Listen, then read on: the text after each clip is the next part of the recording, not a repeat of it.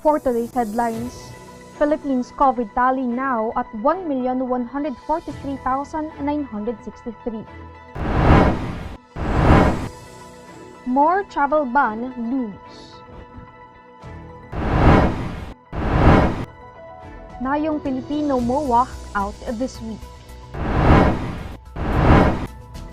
House seeks probe on free Wi-Fi project.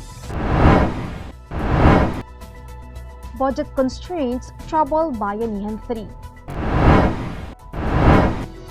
Barangay officials tapped for protocol compliance. Kobe Bryant inducted posthumously into Basketball Hall of Fame.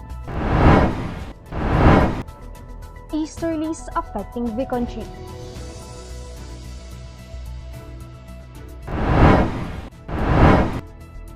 Good morning, I am Sandy Locos and you are watching Tribune News on Q. Today is Monday, May 17, and now the news.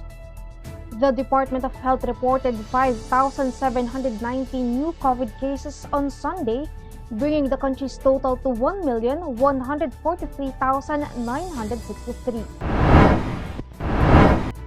New recoveries were tallied at 7,541, as the total number of Filipinos who recovered from the disease is now at 1,069,868.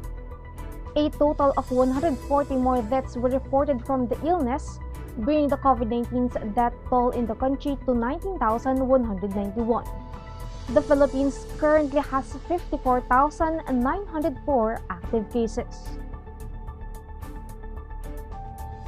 The country's pandemic task force is eyeing the implementation of additional travel ban as the World Health Organization said that B1617 variant of COVID-19, first found in India in October 2020, had been detected from 44 countries in all 6 regions. Cabinet Secretary Carlo Nograles, who also co-chairs the IATF, said that the task force is awaiting confirmation on the community transmission of the Indian variant in the affected countries before it implements an additional travel ban. The Philippines has already extended the ban on travelers coming from India, Pakistan, Nepal, Sri Lanka, and Bangladesh until the end of the month. The WHO has declared the Indian variant as a variant of concern, which is more dangerous than the original version of the virus because it is more transmissible, deadly, or able to get past some vaccine protections. Malacanang on Sunday said the Memorandum of Agreement on the conversion of the Nayong Pilipino property in Paranaque City to a mega job site is expected to be issued this week. In a radio interview, Cabinet Secretary Carlo Nograles said that the Office of the Government Corporate Council is expected to review the MOA before it could be approved by the board of the Nayong Pilipino Foundation. Earlier, Nograles said a MOA between the government and the Razon-led ICTSI Foundation, which will construct the facility for free, is now being finalized. Nograles has allayed concerns over the supposed capping of trees to make way for the project at the State-run park. The foundation earlier said cutting almost 500 trees and other works would kill the existing ecosystem. Port magnate Enrique Razon of the ICTSI meanwhile said that the property is reclaimed land and not an urban forest. Tribune News on Q will be back after these reminders. Hatch something big! The all-new Honda City hatchback with 4 seating modes. Utility mode, long mode, tall mode, refresh mode. The all-new City hatchback. Hatch more life!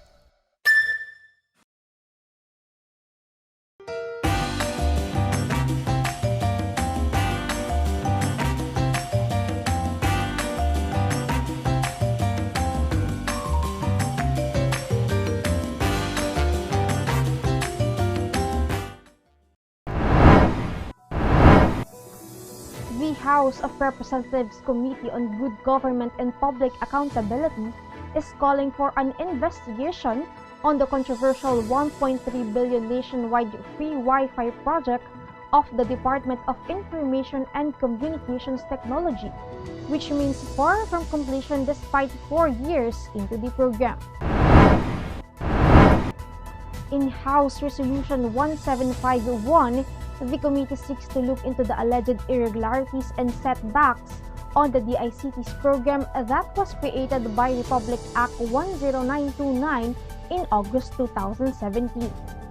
DIWA Party List Representative Michael Edgar Aglipay and 4 other lawmakers filed on May 9 a resolution pushing to question the agency about what marred the free Wi-Fi internet access in public places, which gravely affected the delivery of service to the Filipino people. The law is also known as the Free Wi-Fi for All Project Program and was provided 1.26 billion pesos to bring connectivity via satellite for up to 6,000 sites across the country. Despite the strong push from the House of Representatives, the passage of the third Bayanihan measure still hangs in the air due to the budgetary constraints of the government. Senate Majority Leader Juan Miguel Zubiri and Senator Sonny Angara said that even with its passage into law, there is still no guarantee that funds will be allocated to the 405.6 billion Bayanihan 3 bill. For Angara, Chairman of Senate Committee of Finance, it is uncertain if enough budget will be sourced for the proposed legislation, given that the government has yet to finish the disbursement of the funds under Bayanihan 2 and General Appropriations Act of 2020 and 2021. He also noted that Bayanihan 2 has not yet been fully implemented, and over 20 million peso budget is still to be released to various agencies of the government. Zubiri, in a separate interview, expressed a similar sentiment, saying that it is easy to craft a law if both chambers will work together, but the problem will lie on the availability of funds. In other news, the Interagency Task Force for the Management of Emerging Infectious Diseases will tap barangay executives in the implementation of health protocols amid the threat of COVID variants in the country. Cabinet Secretary Carlo Nograles on Sunday said barangay officials should lead the campaign against the violators of the minimum health protocols to ensure compliance from the citizens. Nograles pointed out that this is part of the recent directive of President Duterte to local government units to arrest those who are not following the minimum health protocols, particularly those who are not wearing masks. He noted that there are existing barangay health emergency response teams which can also be tapped in the strict implementation of the health protocols. Nograles said the Interior and Local Government Secretary Eduardo Año has already tasked PNP Chief General Guillermo Eliazar to implement a crackdown on violators of health protocols. We will be back. Stay with us. Araneta City, home to the country's first indoor shopping mall, the world's original Thrilla, and the first ever Bini Bini pageant. Now a place for your first win, your first catch, your first home, your first big break, your first date, and even your first love. Araneta City, the city of firsts. Fiber is the free and secure way to connect with friends and family, anywhere. Send messages and make phone and video calls for free. Download Viber now. In sports, Los Angeles Lakers icon Kobe Bryant was inducted posthumously into the Naismith Memorial Basketball Hall of Fame on Saturday, part of a star-studded group that also included Tim Duncan and Kevin Garnett. Bryant was inducted as part of the class of 2020, almost 16 months after he and his 13-year-old daughter Gianna were killed in a helicopter crash, along with 7 others in Southern California. Bryant's wife, Vanessa Bryant, took the podium Saturday to speak movingly about his love for basketball, his family, his teammates, and his fans. San Antonio Spurs stars Duncan, Minnesota Timberwolves and Boston Celtics big man Garnett, two-time NBA champion coach Rudy Tomjanovich, and WNBA legend Tamika Catchings were among those also inducted on Saturday night. As the LPA exits the Philippine area of responsibility, the Easterlies will be the dominant wind system throughout the rest of the outlook period today until Friday. The whole country will experience hot and humid weather conditions, except from some isolated rain showers and thunderstorms, mostly in the afternoon and evening. Partly cloudy to cloudy skies will prevail. Heat index in Metro Manila could reach a maximum of 38.6 degrees Celsius. That wraps up the stories this morning. Catch the latest news on our website, tribune.net.ph, and follow us on Facebook, Twitter, and Instagram. You can also subscribe to our YouTube channel, Tribune Now.